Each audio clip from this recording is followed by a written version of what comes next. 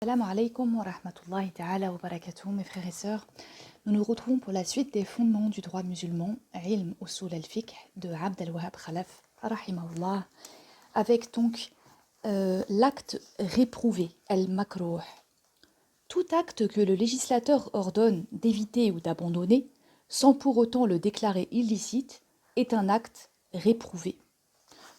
Ce fait se comprend par le contexte même de la phrase qui énonce le jugement ou par l'utilisation d'expressions telles que « Allah n'aime pas que ». Parfois cela est explicité dans une phrase suivant celle où le jugement est émis. C'est le cas par exemple du verset qui recommande aux croyants de ne pas trop se poser de questions.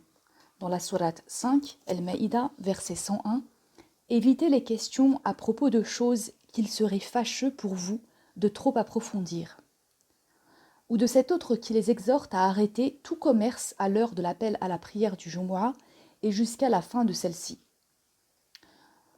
Dans la sourate 62 au verset 9, « Ô vous qui croyez, lorsque se fait entendre le vendredi l'appel à la prière, empressez-vous de vous y rendre pour invoquer Allah et laisser tout négoce. » Rappelons que lorsque le législateur utilise des expressions telles que « vous a été interdit », Allah décrète l'acte ou le comportement mentionné absolument interdit. Mais quand il utilise la tournure « il est abhorré que vous accomplissiez tel acte », cela indique la réprobation.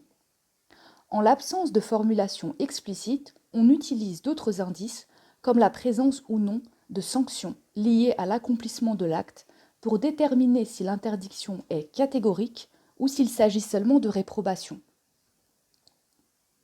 Pour clarifier la différence entre l'illicite et le réprouvé, certains ulama définissent l'acte illicite comme celui qui entraîne une sanction, tandis que celui qui commet un acte réprouvé n'encourt pas de sanction, mais peut être blâmé.